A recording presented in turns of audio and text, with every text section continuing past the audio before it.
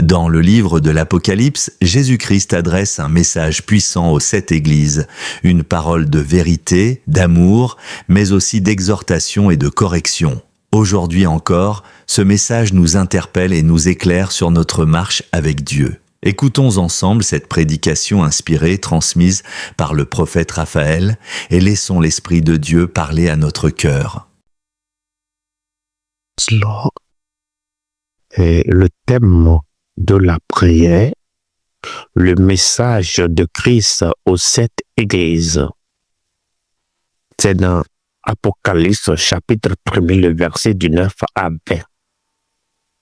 Écris donc les choses que tu as vues, et celles qui sont et celles qui doivent arriver après elles, le mystère des 7 étoiles que tu as vu dans ma main droite et des 7 chandeliers d'or. Les 7 étoiles sont les anges des 7 églises et les 7 chandeliers sont les 7 églises. Alors, cela veut dire quoi? Dans le chapitre 2, 7, les messages que Christ adresse aux 7 églises de l'Asie mineure, c'est-à-dire dans l'Apocalypse 1, verset 4, ont pour but d'exhorter, d'avertir et d'édifier les églises et les croyants au fil des âges.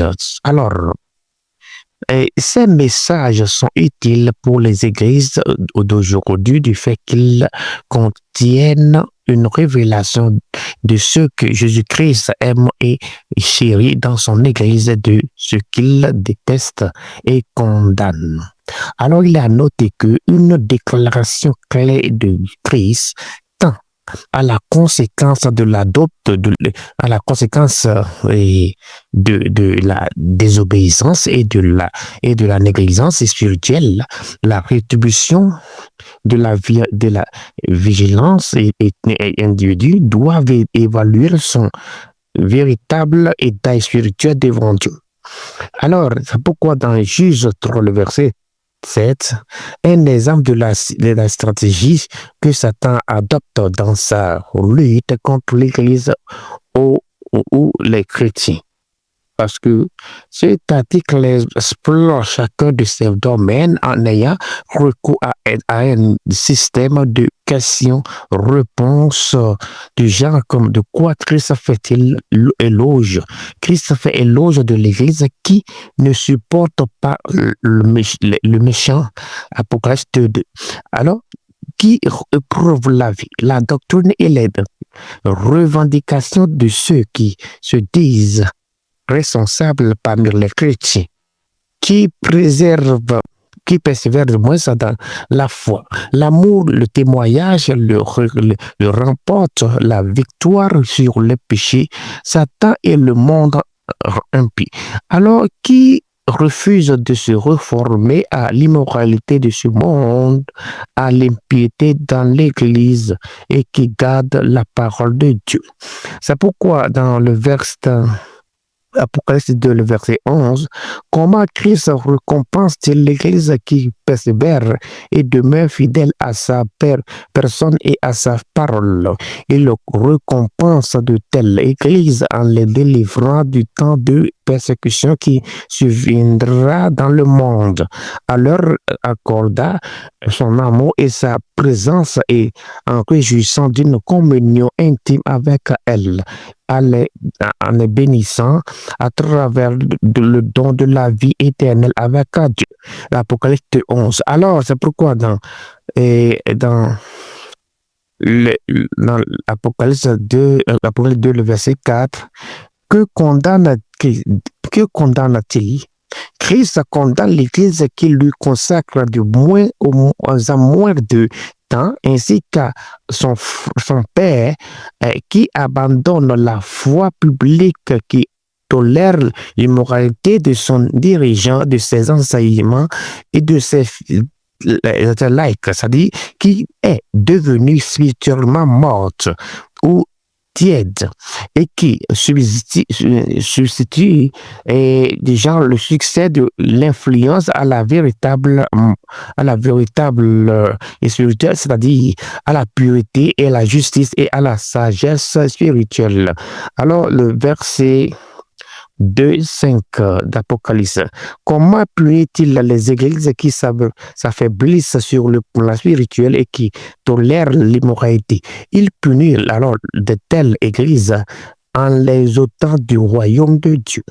Alors, et en les privant de la présence de Dieu et de la puissance véritable de l'Esprit, en faisant en sorte qu'elles perdent le véritable message public du salut et que leurs membres ne bénéficient plus de la protection divine avec la destruction occasionnelle par Satan.